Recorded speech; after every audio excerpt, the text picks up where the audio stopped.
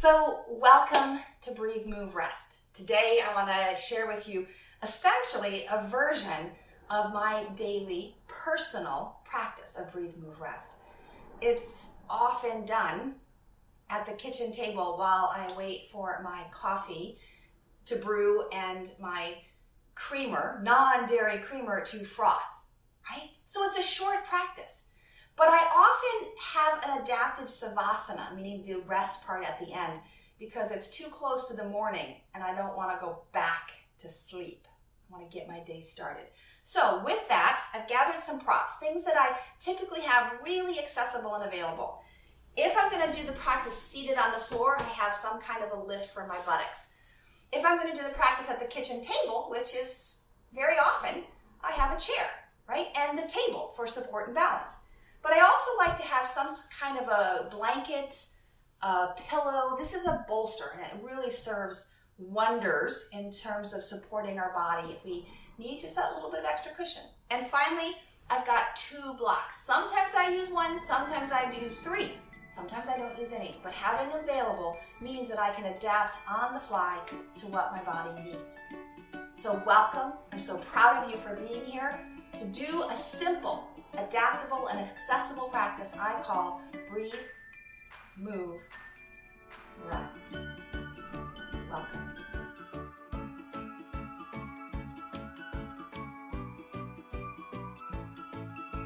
So I am going to lead today in a way that is reflective or reminiscent of my daily practice. It's about 20 to 25 minutes long, in which case I spend at least 3 to 5 minutes simply breathing, and then 15 to 20 minutes moving all the joints, which is what we call dasha shavana. And then 5, maybe as many as 10 minutes in a reclined, ideally, savasana.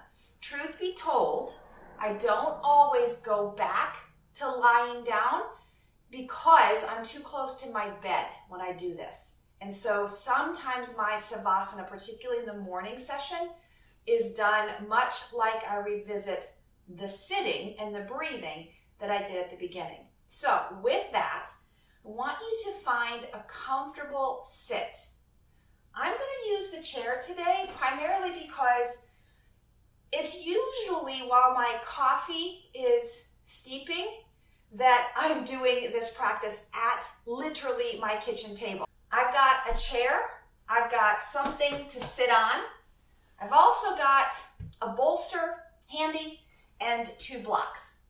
These are basically my go-to props for any practice because they offer the most variability and ease of access to bring them in to wherever I might need support today. So, although I love to use these props, today I'm going to try in this capacity. All right? So, much like at home, I make do with what I have, right? In which case, my chair is often, well, it's a dining chair. It's not a yoga chair. And so I want support, but I don't want to get encumbered. So if your chair has arms, might not be the best bet. Or you might be able to just stack a pillow higher to get yourself out of the way of the arms. Additionally, if your chair doesn't have a back that fits you, either a blanket or even a block. So I'm going to put this block right at my low back, my sacrum. And then I'm going to use the second block just underneath my feet. And that's going to take the pressure off of my underside of my thighs so I'm not pinching any nerve endings, right? Basically, I want to make sure that I've got a nice flow through the underside of my thigh. The low back is supported so that my ears, the shoulders, ideally over the hips and the ribs. Elbows rest by my side. Sometimes my hands will hold my warm beverage if it's ready for me.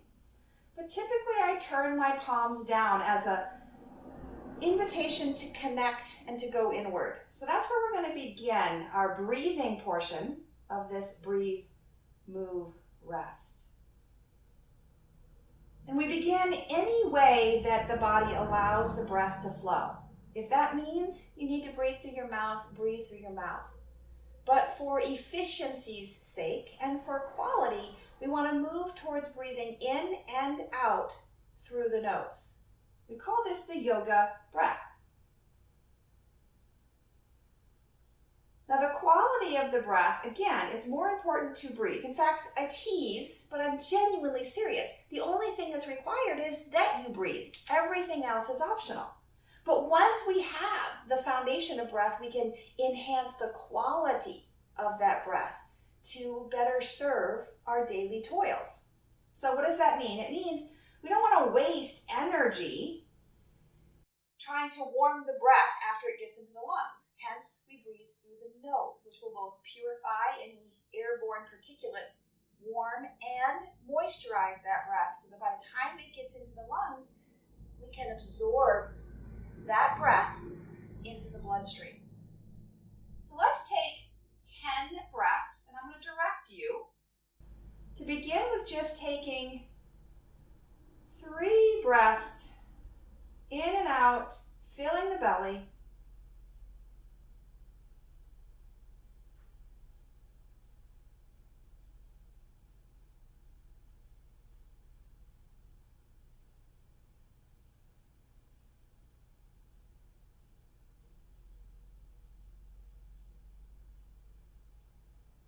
And then direct your attention to the right lung. It doesn't mean that we're not going to breathe into the left lung as well, but we're just directing our attention to expand and open up our attention, our awareness, our dialogue with the right lung. I move my hand to the right rib so that I can get that additional feedback, the proprioception, supported by my tactile awareness through my fingers.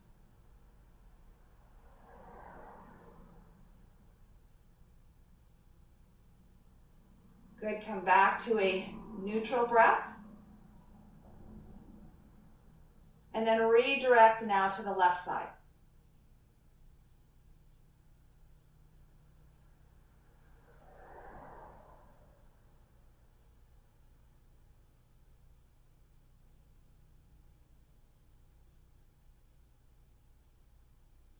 Good. So that's simple sequence. We're going to do it 2 more rounds. 3 in the middle, 3 on the right, 1 in the middle, 3 on the left. We'll do that 2 more rounds and then come back to just breathing. So on your own timing, don't feel like you have to rush or hurry, but see if you can maintain that skeletal alignment of ease so that all of your energy is in directing that breath flow. Slow, smooth, and steady.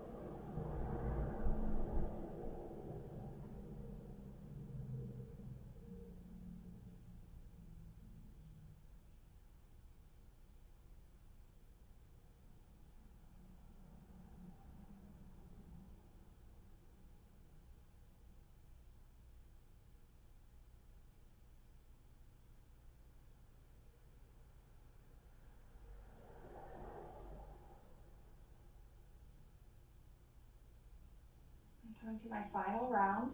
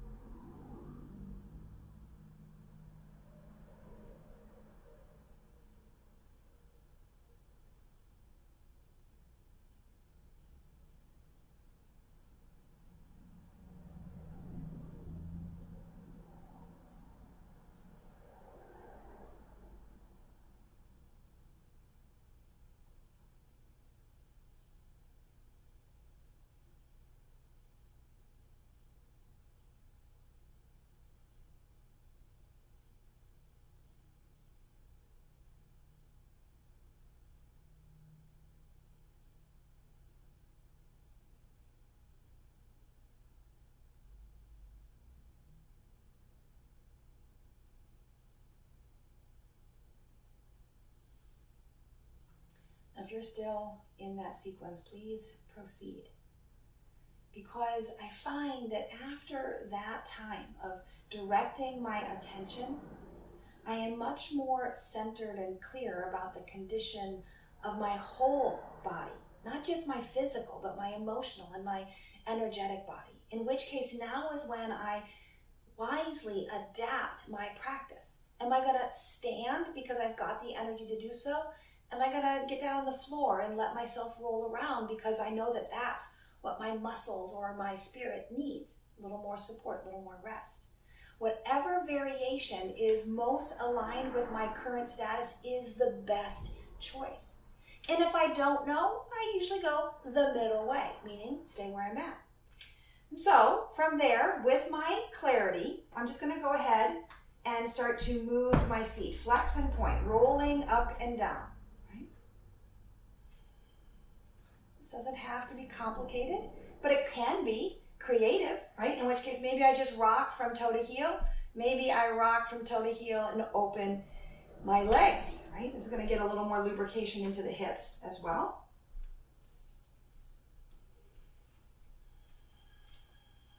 And then maybe I add some movement of the upper body. Now, as soon as I did that, my coordination went out the window.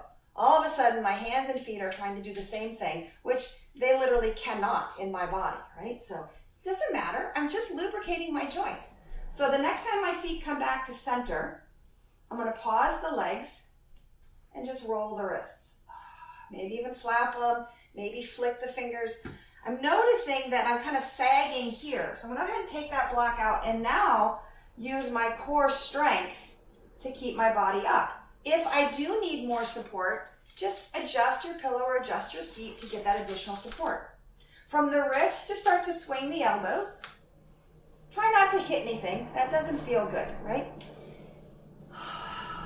If it's down and back, that's enough, right? This is really a heart opener, but you could also take them up and back if the shoulders are feeling good.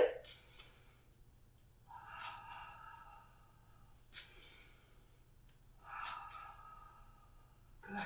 Let the arms come down and take some shoulder shrugs, up, back, and down. And I often find myself kind of moving the head like a chicken. I don't know why that's happening, but it just feels like I'm getting a little more of a therapeutic squeeze and a massage to my own upper neck, my levator scapula and the scalenes that come down the back side of the neck. Good. Let's go ahead and roll out the forearms. So elbows can rest at your side body and intertwine your fingers, or bring the elbows all the way to rest on one another. The difference here is my spine supports the weight of my arms here.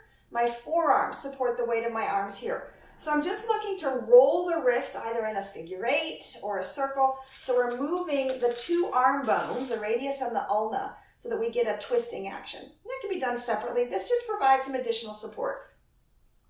And as long as we're all here with our elbows together, reverse that circle. We're going to take the elbows up and down to kind of lubricate the space between the shoulder blades. So we're going to lift them up and down.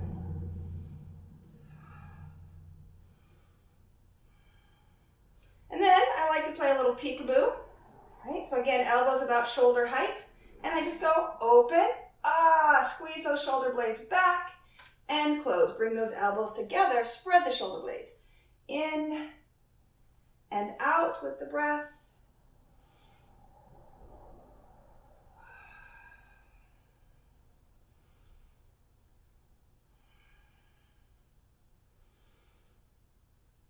Good. All right, shake that all off. So now I'm going to move the arms in kind of their full range. And I like to, in my head, use this acronym, IYWT, right? So the arms go up and I make an I. The arms pivot and spread, I make a Y. I pull the elbows down, kind of making a W. Right? So I'm getting those elbows in, right? And then spread the arms out and I make a T, right? Shake that off. Okay, so inhale up, I in. Exhale, spread Y. Yoga. Bring the elbows down. W, we. Extend the arms out. T, trust. And we have love for ourselves. Give yourself a hug. Oh, and open again. And then we wrap ourselves the arm opposite way and we trust each other. And then a great big sun breath. Let the arms go wide. Give yourself a high five above, because I'm awesome. And bring the hands down. Good. All right, so in yoga, we trust. So we can love ourselves. Oh, and open to love each other. Because we're awesome. I know it's silly, but it's like a little affirmation I use. So now that the upper body is warm, let's come on down to the lower body. If you have the support, you could hold your thigh, lean back, and kick the leg. We're just going to flex and extend that knee. You could also just do a little tap dance, extend the leg in and out, right? Sometimes I get clever and I crisscross like I'm doing a dance, right? And then move it to the other side. Just we're looking for somewhere between maybe 8 and a dozen, just to move that knee. Oh, look, I'm kicking my blocks. That's kind of fun. And then scoot to the edge and rock your knees. So we're now moving that thigh bone in the hip socket, getting a little tug across the SI joint. My chair has a lot to say today. Good. Okay. Sitting tall, feet underneath me. Bring right leg up to cover that left thigh. Now, if this does not work in your body, then just cross the ankle low. It doesn't matter. We're just getting an external rotation and some amount of flexion because we're now stretching into that buttock. So lift up tall, lean in, oh, and pull back out. Reach up tall, lean in, oh goodness, and release. So this is part of our anti-fragility model. We want to lengthen, make space. Find the edge, hover there for a moment, and back off. 3 more.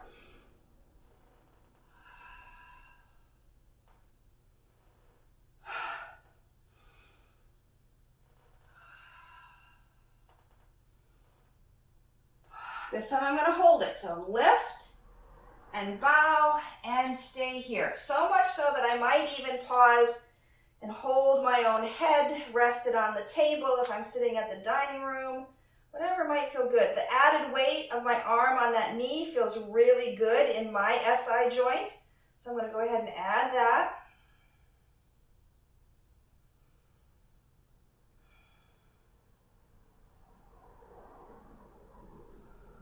Well done.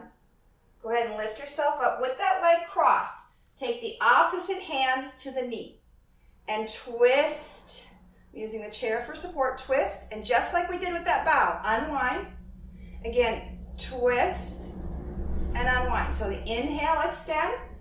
Exhale, rotate. Hold that posture as you take another breath and release. Inhale, rotate. Hold the shape, take the breath in and release. Last one. Rotate and hold the shape. Breathe. Maybe the head wants to rock from front to back.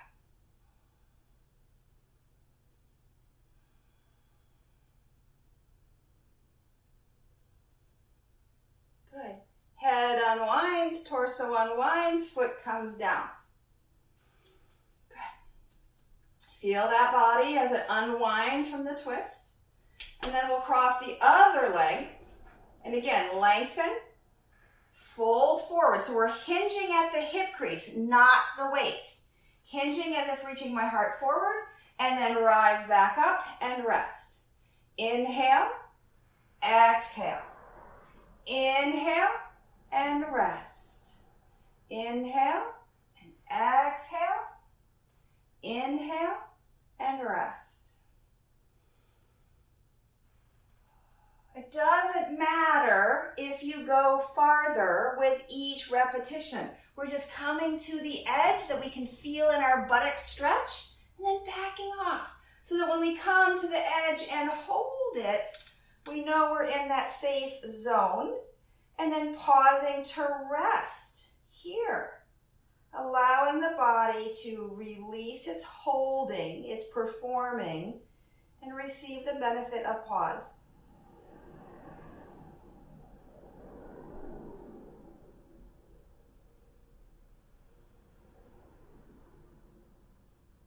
Good. Again, use your hands, lift yourself up, and then take the twist. So arm crosses. Maybe you hold the ankle, maybe you hold the knee, maybe you hold the chair. Rotate and unwind. Inhale, lengthen. Exhale, rotate. Take the breath in as you pause and exhale to release. Don't get too caught up on the specifics of the breathing. Just breathe and move. But if you can't find that rotation, try the breath cues to help make space in your spine.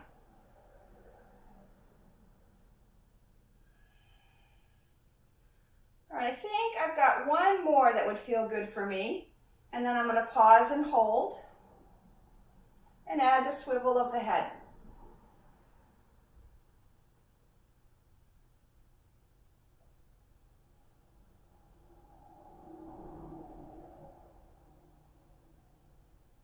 Good. Unwind the head, unwind the torso, plant the foot. Now we're moving into our spinal lubrication, which includes the neck and the three components of upper, mid, and low back. So I'm going to put some blocks underneath my feet because, again, that just gives me a little more support and a little bit of an easier angle in my pelvic tilt. So as I rock, this is a posterior tilt. My bum tucks under. And then as I roll forward, this is an anterior tilt. So I'm going to inhale, reach the navel forward. Exhale, scoop the bum under. Notice that my head and shoulders are relatively stable. This is so I can really focus that lubrication into the lumbar spine. Inhale forward, exhale back. Inhale forward, exhale back. And 3, and 2, and 1 more. Good. All right, now this one tends to be middle of the road in terms of difficulty for those who are getting reintroduced to their body. So now we're going to come to the head. The chin is parallel to the floor and the ears are as close over the shoulder as you can. So it's not a slump dropped. Let the weight of the head pull the whole back. You want the body to be strong, the head to be in, and then just a slight nod up and down. Not to the point where we feel the weight of the head in the neck muscles, but rather just lubricating. It's really lubricating C1, cervical vertebra 1, where the skull rests on that top vertebra. Just allowing it to find its freedom.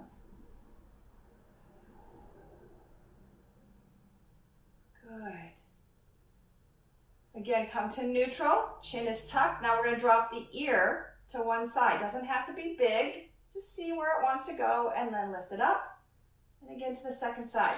Now, what often happens here is we tilt the head, but we also lift the shoulder, right? So if that's happening, back off the head tilt. But you can also just try binding your arm to help keep that in place. So as I lean to one side.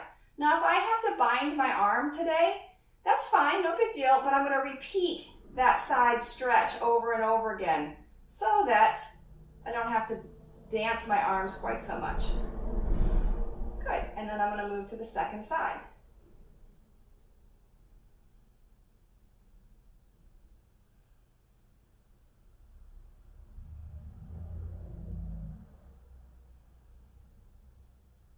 Good. All right, bring the head back to neutral. Let's put all of those movements together with a circle of the nose. So again, the chin is parallel and ears are pulled back over the shoulders, and then I'm going to draw a circle with my nose. So I'm getting a little bit of a swivel, a little bit of a tilt, a little bit of a nod, lubricating all 7 of the cervical vertebrae. Some people have 8. No worries, right? Reverse that circling.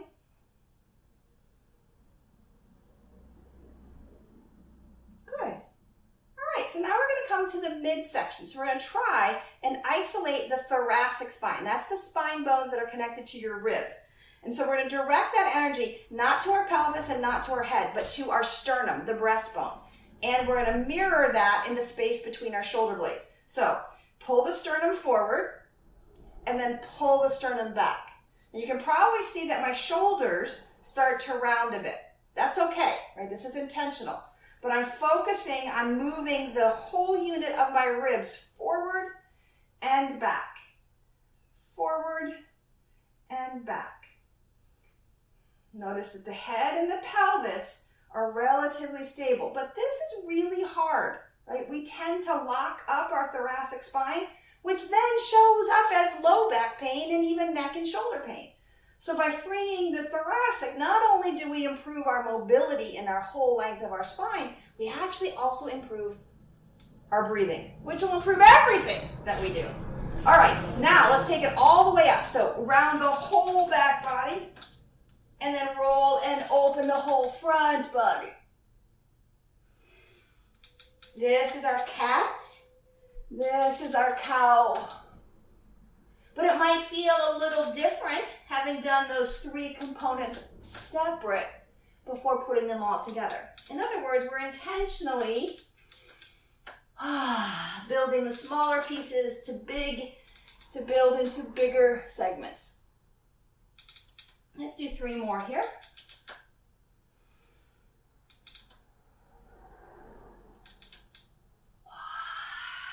Good. All right, at this point, my body's generally ready for me to shake it all out. So I'm going to kick those blocks aside, stand up, and just shake it all about. Maybe I do the hokey pokey. Maybe I do a little jig, right? Just to see if I can check in with that energy. And then I'm going to just do one more muscular effort that I have found super helpful in my body, because all of our work in life is going forward. So we want to strengthen that back body. So I'm going to use the chair for support, and I can do both hands as I face the chair, or I can do one hand, and this is going to give me a little more balanced support, right? So in other words, I've got my right hand on the chair. My right foot is going to just tuck behind me. Keeping the hips square and level, I'm going to try and lift that right foot off the floor. If a straight leg doesn't allow my hips to stay steady, then I'm just going to fold at the knee, right? This is fine. So reach and touch, and reach and touch. Now, if I'm feeling really energetic, I might add an arm, the opposite arm. So I've got balance, and then arm and leg reach in opposite directions. 3, 2, 1, feet plant, sun breath that arm up and over, take an arcing reach.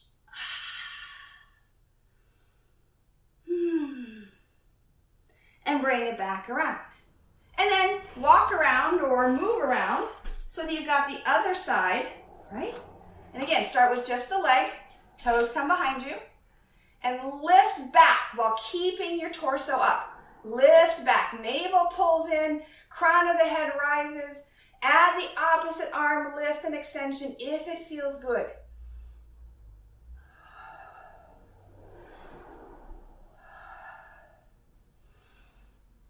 Good.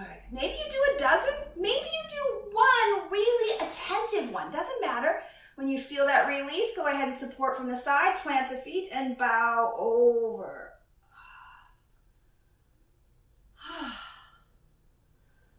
Good. Rising up. Okay, so we just worked those hamstrings a bit. So now I'm going to take just a gentle down dog, a bit of a forward fold as my hands rest and my bum reaches back. So I'm really focusing and now opening up those muscles I just contracted just for a few breaths.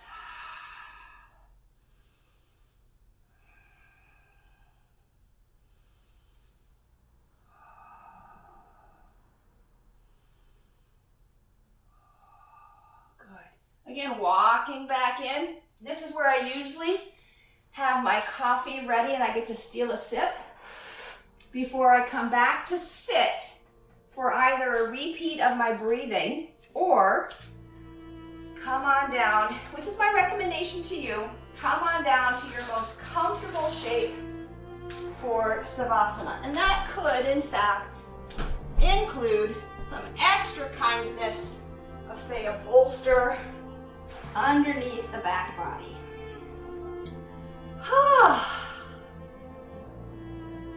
Find your breath and let go of any last remaining sense of I should have, I could have, why didn't you? No guilt, right? We moved, we breathed, and now it's time to rest.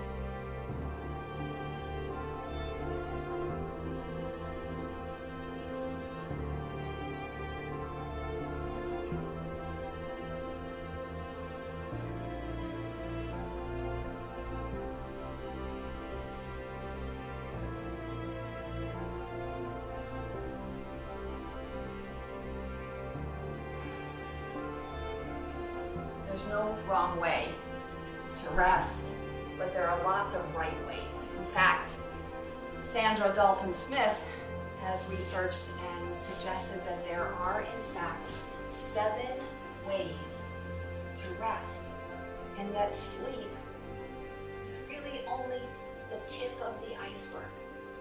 So the power of your practice is not just in the power of doing the things, but it's also not doing some things. So when it's too much, back off. But don't skip rest. Don't skip Savasana. And remain in Savasana until you feel restored, at least on some level. Physical, mental, emotional, energetic. What do you need to restore your sense of being alive and ready for what's next? And when you are ready to close your practice, which can be in another 30 minutes from now, right? If you need that 30 minutes of rest.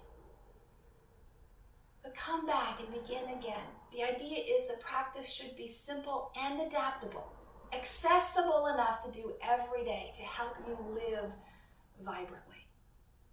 And with that, I will close our shared practice of breathe, move, rest, and wish you well. May you breathe deeply and move freely. May you labor lovingly and live vibrantly. Namaste.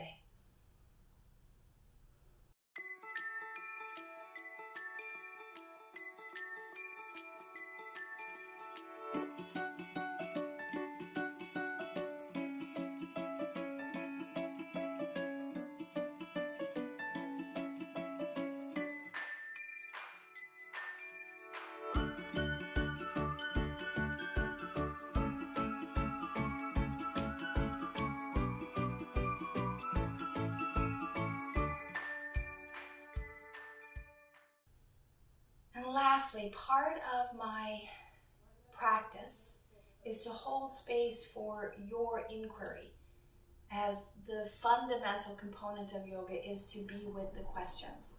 Not because I have the answers, but because we come together as a sangha, as a community of practitioners. The guru, the wise one, is the collective. So yes, if you have questions or you need clarity, that's the time now to ask. But you can also reach out to me directly. Send me a text or an email or find me on social media. I'm here to encourage and to enable, to support you in living your best life. Take care, be well, and I'll see you next time.